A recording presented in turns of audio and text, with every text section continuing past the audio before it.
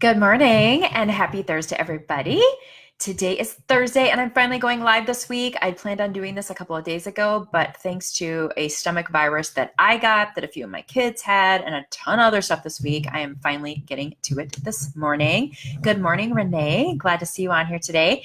Today, I want to talk with you about asking for help. And this is something that has been really, really, really, really hard for me to do because I was a firm believer in the if you want something done right, do it yourself mode. I also believe that if I was going to make this business successful, that I needed to do all the things all by myself. And I've recently come to the conclusion that that is not how it needs to be. And that has boosted my business. And I want to share those tips with you today and how you can get there as well. So in case you don't know me, my name is Rachel and I help moms with their business. I have a law degree and a CPA and an MBA, and I love doing taxes and accounting and legal work. And I also love working on business strategy and helping moms do the things that they need to do to move their business forward, because I don't want you wasting time on the things that are not helping you grow your biz. Because if you're in this group, you have the goal of building your business and I want to help you get there. Today, I want to talk about asking for help in my 5-step process for helping you be more productive, on letting go of some of the things that you just don't need to be doing in your business. And this is a topic that's near and dear to my heart because it's something that I've been slowly getting myself into, is letting go some of those tasks in my business that I really do not enjoy doing and that I'm not very good at, to be honest with you. I always had this ethic, this work ethic, that working hard, and I'd get so excited when I'd lay in bed at the end of the night and think about all the things that I got done today, whether it was cleaning the house or working on things in my business. Maybe I got my blog post up, I got the pins done and did all these things, and I just feel such a sense of pride. But I realized that there were so many of those things that I really didn't enjoy doing, and that some of those things I wasn't really very good at anyway.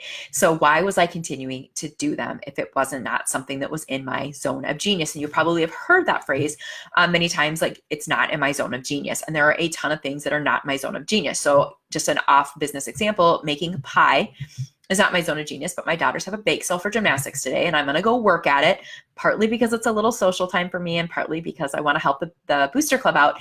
But I needed to bring a baked good.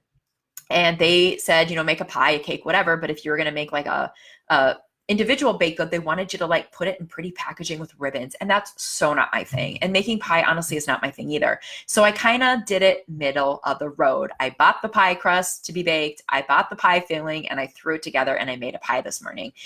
Not my zone of genius. It doesn't look beautiful or perfect, but it is done. My old self would have felt like I needed to go buy all these pie ingredients and cut up apples and put all this stuff together and cook all this stuff. And it would have taken me more time than I had this week. And so I kind of found the best of both worlds. And I've just learned recently, when I look at the things in my business, that I wasn't doing some of the things that I needed to be doing because I didn't enjoy them. So for example, I was not doing a lot of these live videos. And I talked about this a little bit last week when I talked about time management.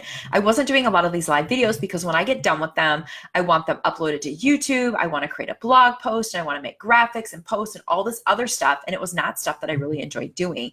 And so I recently have hired somebody to do all of that part for me so that I can do the part that I love, which is doing this video with you guys, which is interacting in my Facebook group, which is, creating content and all that type of thing. And so I can coach my clients. I would always tell my business coach for the longest time, I don't get to do as much of the stuff I want to do because I have to spend so much time doing the stuff I do not enjoy. Again, creating blog posts, doing all the graphics and all those kinds of things. I wasn't doing the stuff that I enjoy doing, which is the coaching, which is actually helping the moms. Because honestly, me putting the blog post together isn't the part that helps the moms. It's creating the content that goes into the blog post. And that's the part I like and the part that I enjoy. And I want to do more of that. And so I'm outsourcing the stuff that's not in my wheelhouse.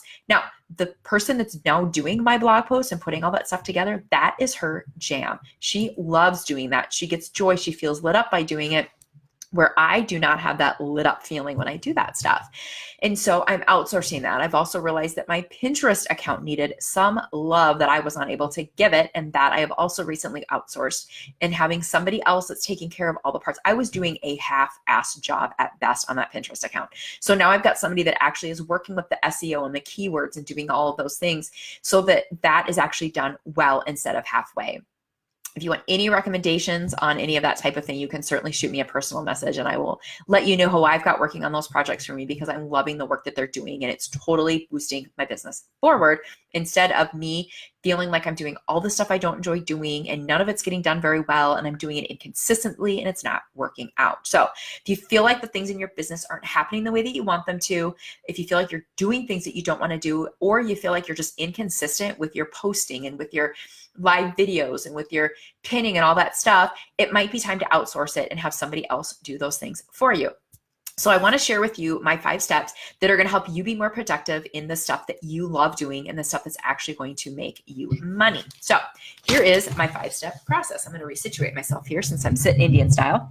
The first thing is you need to make an inventory of all the things that you do in your business. And you're going to know that last week I talked about making that inventory too for about 3 days of the things that you do all day long in order to figure out where you are losing time and where you're wasting your time. This week, I want you to just look at the things for your business that you need to do for your business. List it all out: creating graphics, live videos, creating blog posts, coaching your clients, if you're creating a course, all the things that you need to do for your course, all of the things that you need to do for your business, whether you're doing them now or not, whether you enjoy them or not. I want you to take a look at what the things are that actually have to be done in your business.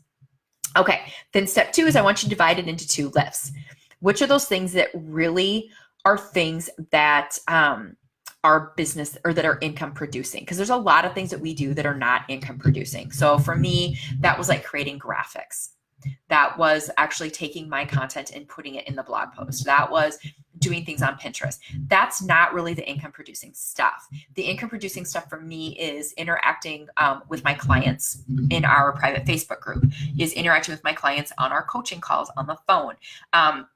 Those are the things that are actually when I'm actually doing a tax return, actually looking over a contract for a client, or doing the bookkeeping for somebody. Those are the things that are actually income producing.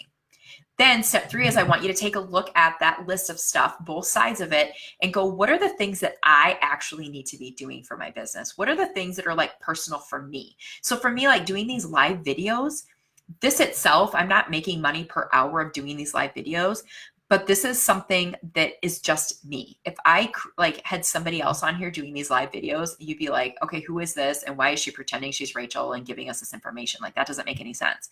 So what is the stuff that's personal to you? Again, that is the coaching that I do with clients. That's special to me. Nobody else can replicate that. That is doing these live videos. That is deciding what content I'm going to use. I'm creating the content. I'm having somebody take my video and taking my words and turning it into a blog post or an email. And then I'm